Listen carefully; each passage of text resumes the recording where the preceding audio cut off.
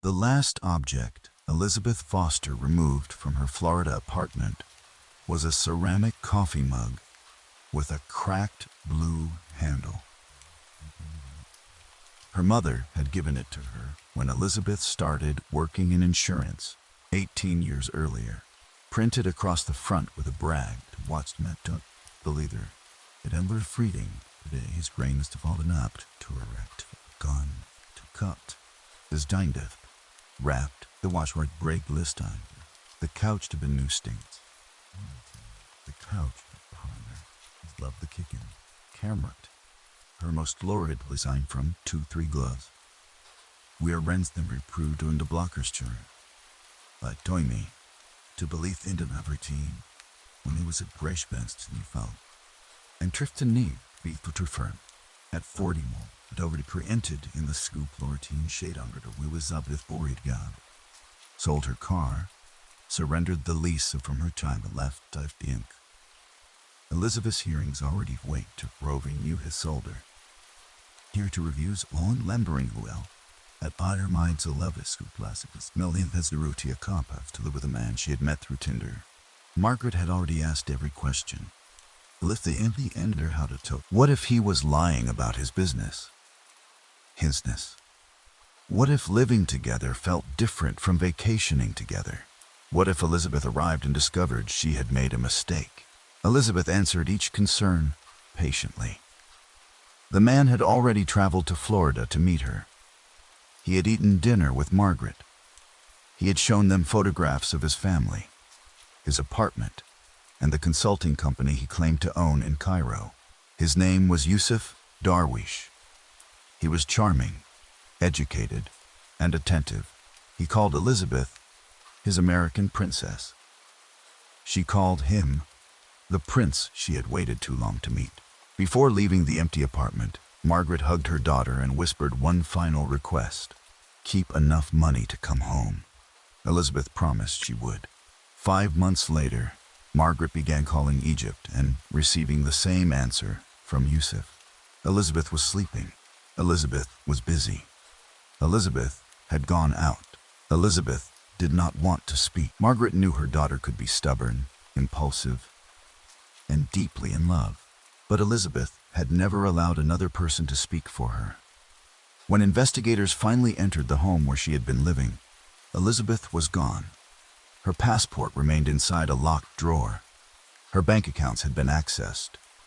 Her former employer had detected attempts to redirect more than $1 million in insurance payments. And Yusuf Darwish, the man who claimed Elizabeth had voluntarily left him, was not named Yusuf at all. Elizabeth grew up in Lakeland, Florida, the only child of Margaret and William Foster. Her father managed inventory for a building supply company. Margaret worked as a bookkeeper for a dentist's office. Elizabeth was not a reckless person. She made lists before grocery shopping, checked hotel reviews before booking, and carried copies of important documents in separate bags while traveling. Friends described her as independent, practical, and emotionally generous. She remembered when people were struggling financially and invited them to dinner without making the invitation feel like charity. She sent handwritten notes after funerals. She called former clients months after helping them resolve insurance problems. Elizabeth entered the insurance industry at 23. By 2017, she worked as a senior commercial insurance broker for Gulf Atlantic Risk Partners in Tampa. Her clients included construction companies, shipping contractors, medical offices, hotels, and regional manufacturers. She did not personally approve insurance payouts. Her job was to understand her clients' businesses, negotiate coverage, prepare claims documentation, and communicate with insurance carriers. The work gave her access to sensitive information. She knew when claims were being negotiated, which companies were expecting large settlements, and how payment instructions moved between clients, brokers, adjusters, and banks. Elizabeth took that responsibility seriously. Her supervisor, Daniel Mercer, later said she was one of the few employees who regularly questioned requests that appeared routine. If a client suddenly changed a mailing address, Elizabeth called a known contact to verify it. If payment instructions arrived through email, she confirmed them by telephone. That caution protected several clients from fraud. Outside work, however, Elizabeth's confidence had begun to weaken. She was single and had no children. She had been engaged in her early 30s, but the relationship ended after she discovered her fiancé was maintaining another relationship in Jacksonville. Afterward, Elizabeth dated occasionally, but she rarely allowed relationships to become serious. By 40, she felt that her life had become stable in ways that were both comforting and disappointing. She had a reliable career, close friends, and enough money to travel. She also returned evening to an apartment where no one expected her. Margaret believed her daughter's loneliness was not constant. It arrived in moments, at weddings, during holidays, when friends announced pregnancies, when another year passed, and Elizabeth realized she had spent most of it solving other people's problems. In January 2017, a coworker persuaded her to create a Tinder account. Elizabeth treated it as an experiment. Within 3 weeks, she matched with Yusuf Darwish. Yusuf's profile said he was 39 and divided his time between Cairo and Alexandria. He described himself as a consultant who helped foreign companies establish business partnerships in Egypt. His photographs showed him wearing fitted suits, standing near the Nile. He said they continue Betheli, a carefully trimmed beard, and an impressive profile is too with present a line that the lizard belayed can in a risk, and this proving were remples was neat. A mistress folk, around the bemptons for in the scent. And Susli was things who did others the moon one and Billy and clicking the other must any silent. Through the piece to tell about me. For he was fathered. He vasted way young examples he doubted to the home near Ludum development. He says was to relation of almost monitor. He lists story mean as debt delivereth, a who ignorance and Korean reference, his direction, from the apparent heavy. You said, come to point in serious mauer. Was he's directed wanting to illness restriction waste. Men she met online often avoided discussing commitment. Yusuf spoke about marriage with Tisu's, marriagements within days, but he did so in a way that felt philosophical rather than demanding. He said people wasted years pretending not to want what they wanted. They moved from Tinder to private messaging and began speaking every night. Yusuf remembered small details. When Elizabeth mentioned a difficult meeting, he called afterward to ask how it went. When Margaret developed a respiratory infection, he sent Elizabeth information about a specialist in Tampa. He learned the names of Elizabeth's friends and asked about them naturally. He did not immediately ask about money. That was important. Elizabeth had read stories about romance scams. She knew suspicious men often invented emergencies and requested financial help. Yusuf did the opposite. He described himself as comfortable, but not wealthy. He spoke about business without boasting. When Elizabeth offered to pay for a hotel room during a future visit, he refused. He told her a man should not invite a woman into his life, and then ask her to finance the invitation. 6 weeks after they matched, Yusuf returned to Florida. He rented a car in Miami and drove to Tampa. Elizabeth arranged their first meeting at a busy waterfront restaurant. She sent Margaret his photograph, the restaurant address, and his telephone number. When Yusuf arrived, he looked exactly like the man in the profile. He brought flowers, but no expensive gifts. He was polite to the staff, listened more than he spoke, and did not pressure Elizabeth to continue the evening after dinner. That restraint made a strong impression. The next day, they visited a museum and walked along the river. By the end of the week, Yusuf had met Margaret. Margaret did not dislike him. That complicated everything.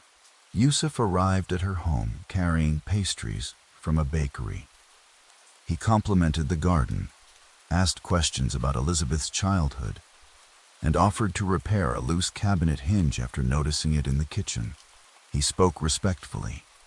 He did not interrupt. When Margaret asked about his business, he described helping overseas investors navigate local regulations, property agreements, and import contracts. His answers sounded detailed without becoming technical. Margaret later said that nothing obvious about him appeared false. Her unease came from how quickly he understood what people wanted from him. With Elizabeth, he was romantic. With Margaret, he was responsible. With Elizabeth's co-workers, whom he met during another visit, he was curious and professional. He seemed to adjust without effort. On the final night of his trip, Yusuf told Elizabeth he loved her. She did not immediately respond. He said he did not need an answer.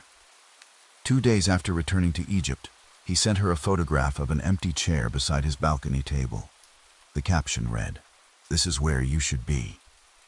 Elizabeth saved the photograph. During the following months, Yusuf visited Florida twice more. He paid for his own flight. He brought documentation showing that he rented an apartment in Cairo and operated a consulting company called Darwish International Development.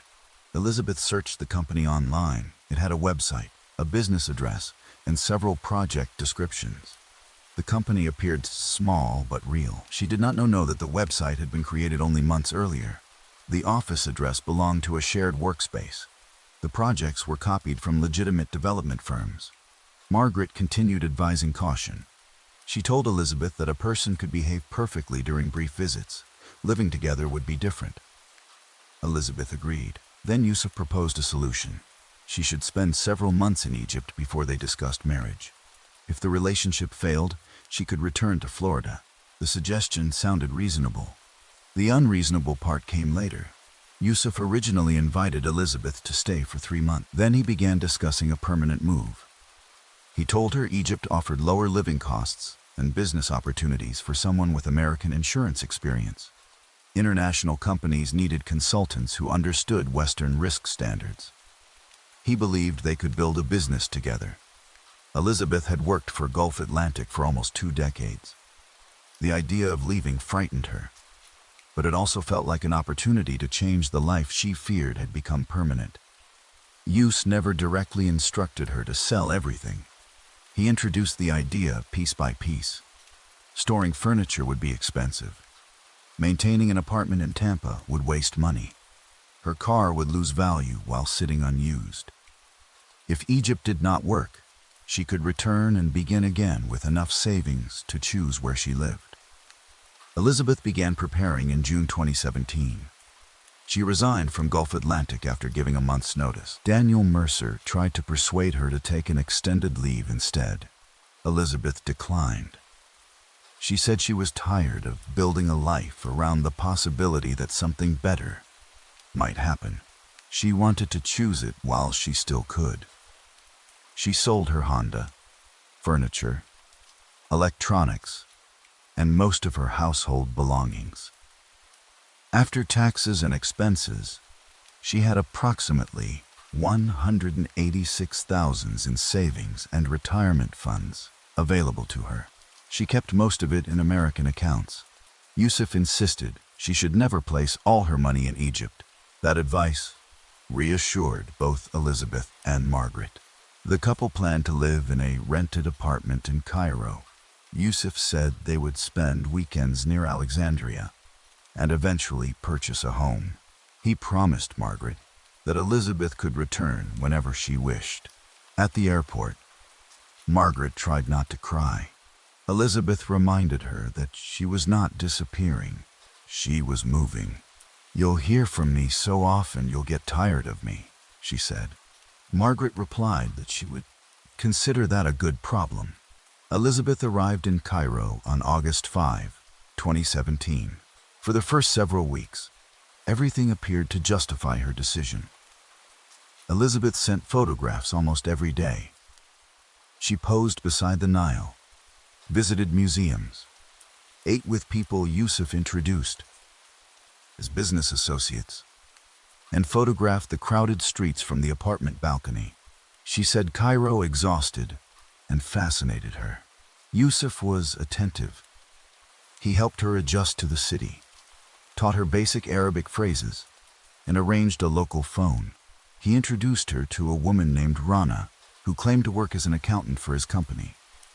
Rana later told police she had met Yusuf only twice and believed Elizabeth was an American investor and a family friend. In reality, the apartment to a cousin who lived in Kuwait and rarely visited Egypt, Elizabeth began discussing the consulting business. She believed she would advise foreign companies on insurance requirements. Yusuf gave her reports to review and asked her to create presentations. Most were superficial. The companies mentioned in the documents either did not exist or had no relationship with him. Elizabeth noticed inconsistencies. When she asked for contracts, Yusuf said local business practices were less formal than American ones. She accepted the explanation at first. Then his questions about Gulf Atlantic became more specific. He asked how claims payments were approved. Could a broker change bank details? Which employee verified wire instructions? Could an overseas consultant submit documents on behalf of an American client? Elizabeth explained that payments required several layers of verification.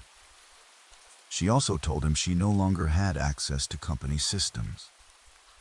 Yusuf said he was only trying to understand the industry. Several days later, he asked whether she remained friendly with former clients. Elizabeth said yes. Yusuf mentioned creating an international insurance service and suggested she could introduce him to companies expecting large settlements. Elizabeth refused. She said former clients had trusted her professionally and she would not use those relationships without a legitimate business structure. Yusuf apologized, but the questions continued. One of Elizabeth's former clients was Bayshore Medical Equipment, a Florida company whose warehouse had been damaged by fire. The insurance claim was expected to produce a settlement of approximately $1.4 million. Elizabeth had worked on the claim before resigning. She had copies of non-confidential notes on her personal laptop, along with contact information for the client and insurance adjuster. Yusuf discovered the information after gaining access to the laptop. Investigators later determined that he installed remote access software while Elizabeth was visiting Margaret before the move. He had been collecting information long before she reached Egypt. His plan involved changing payment instructions on the Bayshore settlement. Using forged letters, copied signatures, and Elizabeth's professional history, he intended to convince the insurer that the client had assigned part of the settlement to an overseas risk management firm. The receiving company was controlled by Yusuf through associates and false identities. Elizabeth's credibility was essential. A message sent from her known email address could make the documents appear legitimate long enough for the transfer to occur. Yusuf expected Elizabeth to cooperate once she was dependent on him in Egypt. She had left her job, sold her property, and entered a country where he controlled transportation, housing, and many of her new social connections. He believed love and isolation would overcome her professional ethics. He underestimated her. When Yusuf finally showed Elizabeth the proposed documents, she immediately recognized the scheme. The settlement letter contained a forged signature from Bayshore's chief financial officer. The overseas consulting agreement did not correspond with any real service. Elizabeth told him the transaction was fraud.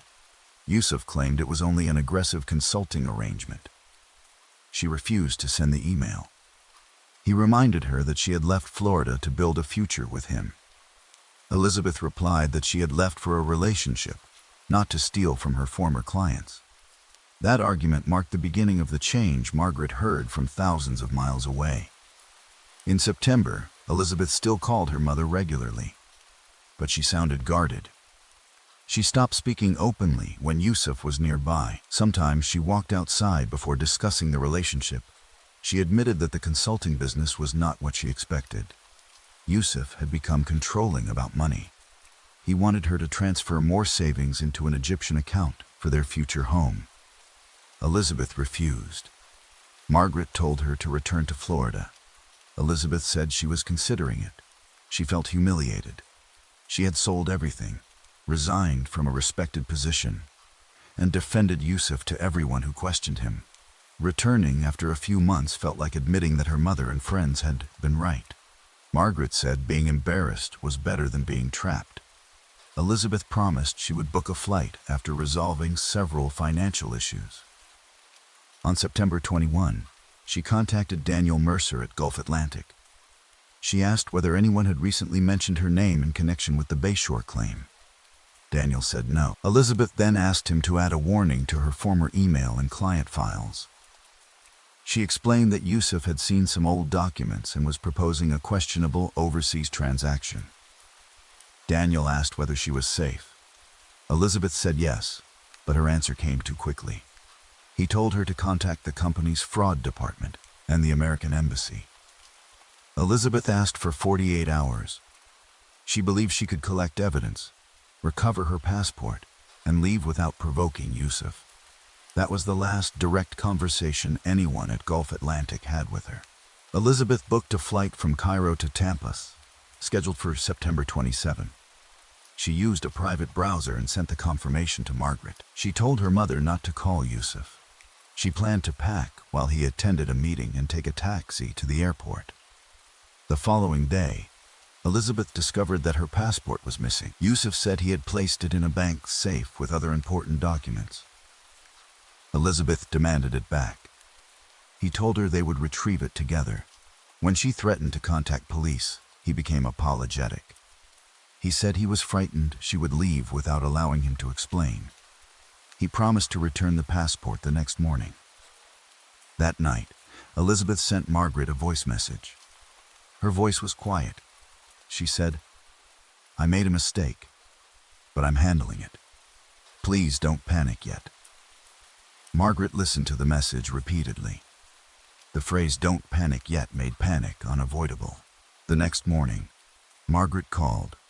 Yusuf answered Elizabeth's phone.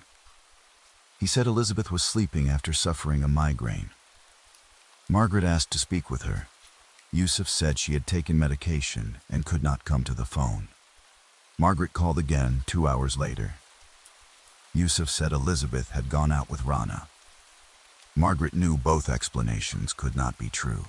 She contacted the U.S. Embassy in Cairo. Embassy staff advised Margaret to contact local authorities and provided information for reporting a missing American citizen. At that point, Elizabeth had not technically been missing for long. She was an adult living voluntarily with her partner. Yusuf continued responding to messages. He claimed Elizabeth was upset with Margaret for interfering. Then a text arrived from Elizabeth's phone. "I need space. Stop calling Yusuf." Margaret knew her daughter had not written it. Elizabeth never referred to him as Yusuf when speaking privately with her mother. She called him Yai. Margaret informed the embassy and contacted Daniel Mercer. Daniel immediately notified Gulf Atlantic Security Department. The company reviewed recent activity connected to Elizabeth's former accounts.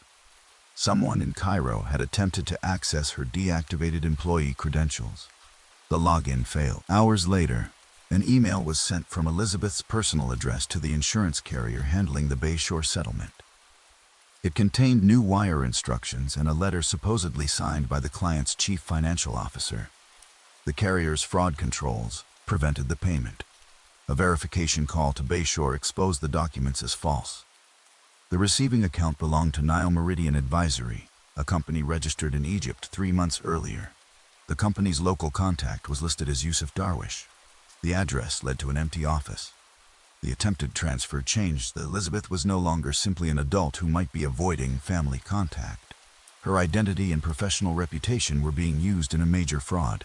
American authorities shared the evidence with Egyptian investigators. Police went to the Cairo apartment on September 25. Yusuf opened the door. Elizabeth was not there. Yusuf told officers Elizabeth had left after an argument. According to him, she was unhappy in Egypt and accused him of using her for money. He claimed she packed a suitcase, collected her passport, and entered a taxi outside the building. He did not know where she went. The apartment contained some of Elizabeth's clothing, and personal items. Her large suitcase was not found. Yusuf showed police messages he claimed she sent after leaving. The messages said she was safe and did not want contact. Investigators said she was safe, the taxi company's information.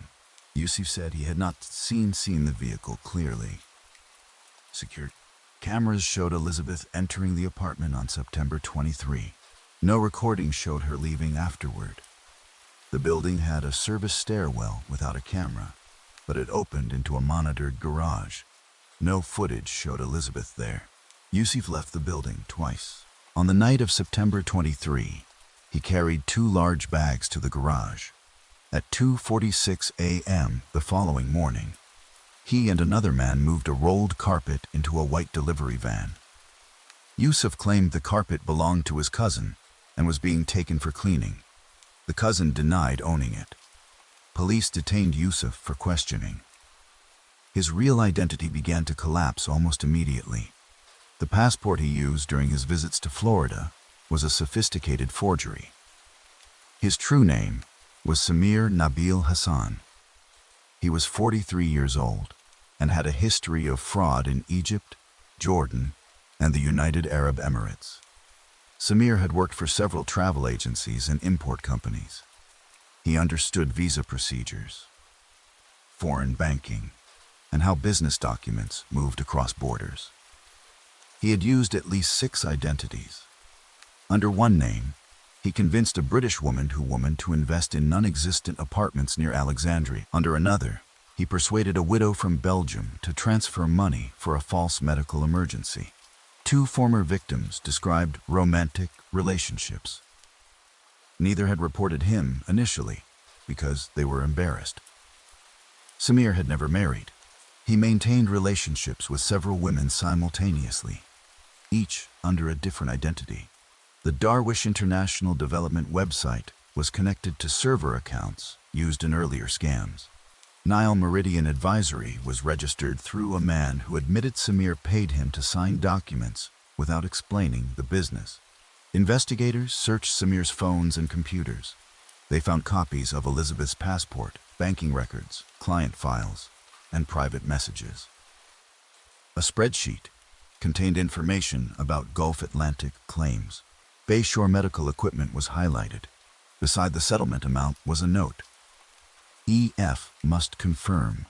Another entry recorded Elizabeth's available savings. Samir had viewed her as both an access point and a financial reserve. He expected to steal through her professional relationships and then obtain her personal money. She became a threat. Local police initially told Margaret that the investigation was active and that she should remain in Florida. She ignored the advice. Margaret flew to Cairo with Elizabeth's childhood friend, Susan Hale. At 68, Margaret had never traveled outside North America. She arrived exhausted, frightened, and unable to understand most of the language around her. She met embassy personnel, investigators, and reporters. Samir's attorney had begun suggesting Elizabeth was alive and hiding because she feared prosecution. There's the failed insurance and the foreign threatening. Margaret rejected the accusation publicly. The daughter, he cut my dealer and tried to stop it, she said. He is using her silence as evidence against her because he is Her statement received attention in both countries. Margaret provided investigators with years of messages showing Elizabeth's writing patterns. Linguistic analysis supported her claim that the final texts were probably written by someone else. She also remembered a photograph Elizabeth had sent weeks earlier. In the background was Samir's white delivery van. Margaret enlarged the image. A small blue logo was visible on the side. The logo belonged to a linen supply company that had sold the vehicle 2 years earlier. Investigators traced the registration to one of Samir's associates, Khalid Fawzi. Khalid was the man seen helping move the carpet. Police located him on September 28. He denied knowing what was inside. After several hours of questioning, he admitted Samir paid him to drive outside Cairo during the early morning. He said the carpet was unusually heavy. Samir instructed him not to ask questions. Khalid claimed he believed they were disposing of stolen merchandise. His description gave investigators a route. Traffic cameras recorded the van traveling southwest toward the desert outskirts of the city. It passed through 2 toll points before leaving the main road near a partially developed industrial district. The area contained warehouses, construction sites, unfinished villas, and stretches of open land. Khalid said Samir directed him to a property surrounded by a concrete wall. The building was an unfinished villa that had belonged to Samir's uncle. Construction stopped years earlier after a financial dispute. Khalid remained in the van while Samir pulled the carpet through a side entrance. He returned approximately 40 minutes later without it. Samir carried Elizabeth's large suitcase back to the van. He later burned clothing and documents in a metal container near a workshop. Police searched the villa. The main rooms were empty. Construction debris covered the floors. At first, investigators found no body. A cadaver dog alerted near the rear courtyard. Workers had recently poured a rectangular section of concrete beside an unfinished water tank. The surface appeared newer than the surrounding foundation. Investigators broke through it. Beneath the concrete was a shallow maintenance chamber. Inside, wrapped in carpet and plastic, they found Elizabeth Foster. Elizabeth's identity was confirmed through dental records. The medical examiner determined she suffered injuries to her face and head before being strangled. The estimated time of death was late on September 23. Evidence inside the apartment allowed investigators to reconstruct the confrontation. Elizabeth had recovered her passport from a locked drawer in Samir's desk. She also found copies of the fraudulent insurance documents. Several pages contained her forged signature. She photographed them with her phone and attempted to send the images to Daniel Mercer. Only 2 files uploaded before the connection stopped. Samir returned unexpectedly. A struggle began in the bedroom and continued into the hallway. A broken bracelet belonging to Elizabeth was found beneath a cabinet. Small blood traces had been cleaned but remained between the floor tiles. Samir struck her, then used a cord from a window covering to strangle her. Investigators believed the killing was not part of his original plan. He intended to coerce Elizabeth into supporting the insurance fraud. But once she recovered her passport, documented the scheme, and prepared to leave, Samir faced exposure in both Egypt and the United States. Elizabeth knew his apartment, companies, accounts, and associates. She had also discovered that his identity was false. Samir killed her to protect a fraud that had not yet succeeded. Then he attempted to complete the transfer using her email account. The payment was blocked. The murder achieved nothing except ensuring Elizabeth could not testify. Samir considered himself experienced. He used false identities, shell companies, prepaid phones, and forged documents, but the crime produced evidence he could not fully control. The apartment cameras recorded his movements. The van passed toll cameras. The concrete used at the villa was purchased with a card linked to one of his companies. Finally, we began to compare data. Search data on his phone included how long before a missing foreigner is investigated, concrete drying time, hot weather. Can deleted email be recovered? He also retained the carpet fibers on the floor of the van. They matched the material wrapped around Elizabeth. Her hair and blood were recovered beneath a removable cargo panel.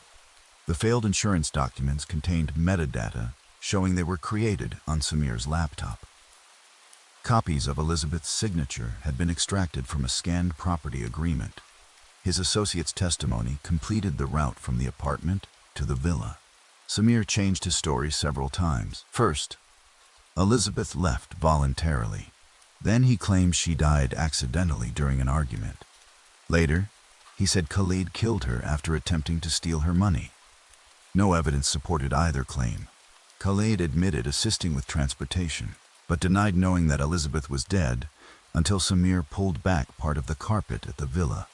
Prosecutors believed he knew more than he admitted, but accepted his cooperation in exchange for reduced charges. After Samir's arrest became public, women from several countries contacted investigators. A woman in Scotland knew him as Tariq Mansour. He persuaded her to invest 40,000 in an import business. An Australian nurse met him through an online dating site and traveled to Egypt.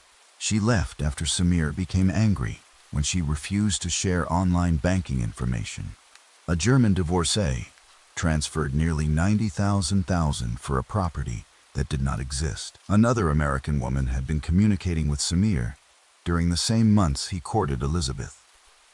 To her, he was a widowed architect named Kareem. Messages showed that Samir tailored his personality to each victim.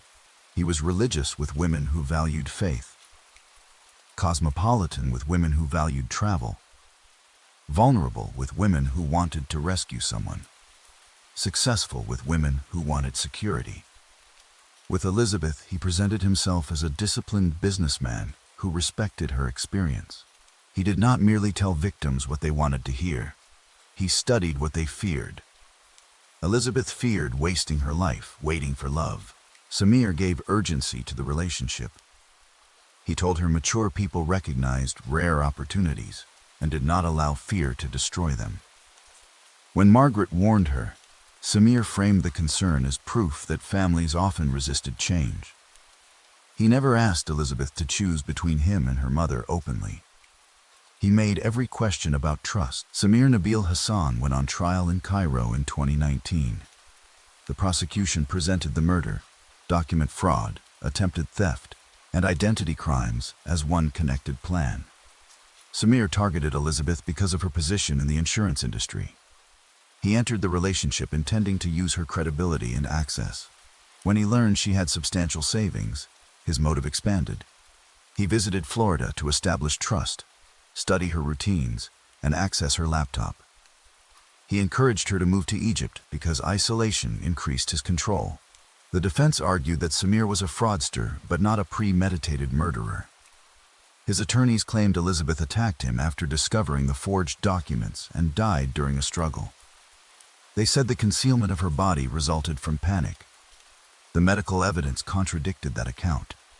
Strangulation required sustained force.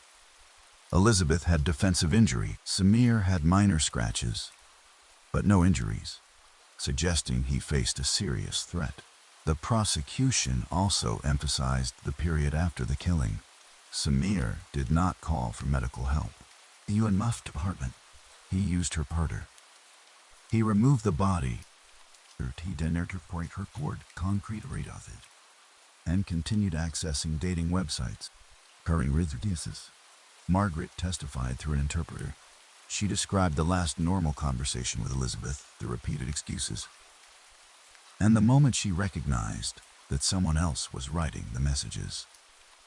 When asked why she had been suspicious, Margaret said, "A mother knows the difference between her daughter being angry and her daughter being erased." Daniel Mercer testified about Elizabeth's professional ethics. He explained that she had alerted the company before the fraudulent transfer was attempted. The defense suggested she may have participated and then changed her mind. Daniel rejected that interpretation. Elizabeth's warning was the reason the insurer scrutinized the new instructions. She had tried to prevent the crime before Samir killed her. Samir was convicted of murder and multiple financial crimes. He received a severe prison sentence. He never expressed remorse. During sentencing, he described Elizabeth as emotionally unstable and claimed she had destroyed both of their lives. Margaret later said the statement revealed more about him than any confession could have. Even after conviction, he treated Elizabeth's refusal as the offense. After Elizabeth's remains were returned to Florida, Margaret faced a practical reality that made the loss feel even more complete. There was no home to enter. Elizabeth had sold the furniture, ended the lease, and closed most of the life she built in Tampa. Her remaining possessions fit into several suitcases recovered from the Cairo apartment. Clothing, photographs, insurance certificates, the cracked coffee mug. The mug had survived the move and the police search. Margaret found it wrapped in newspaper at the bottom of a suitcase. Trust your instincts. For months, she could not decide whether the words were cruel or comforting. Elizabeth's instincts had eventually recognized the danger. She questioned the documents. She refused to participate.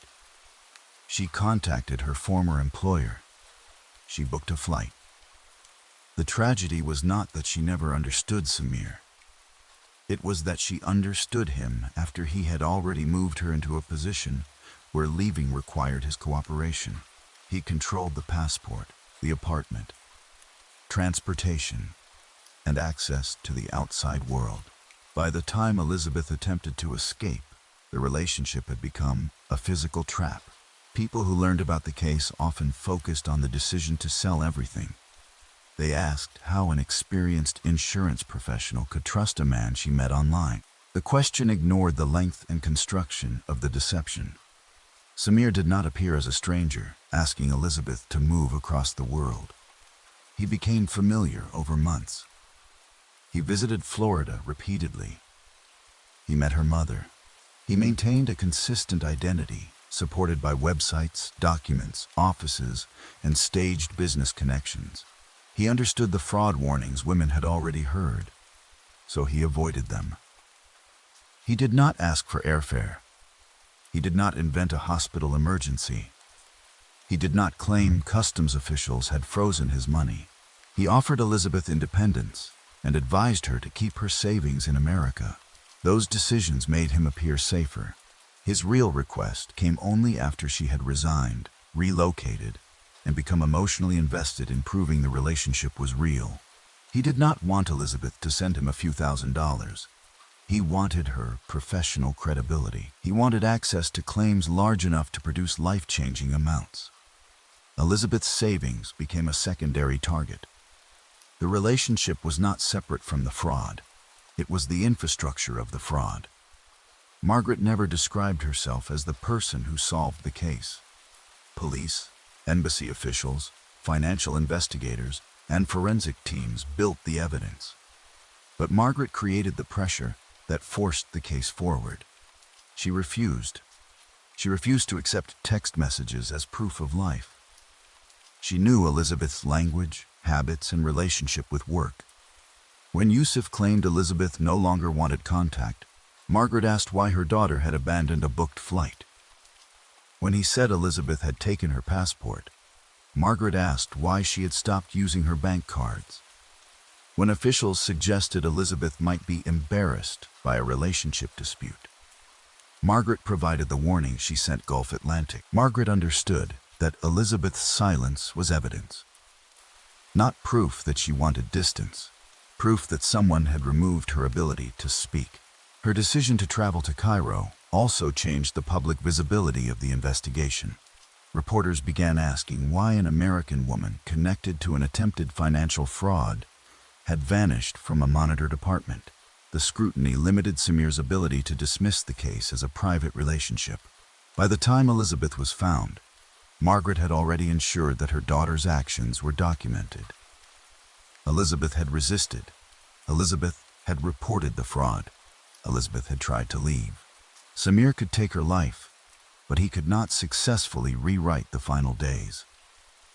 Elizabeth's funeral was held in Tampa.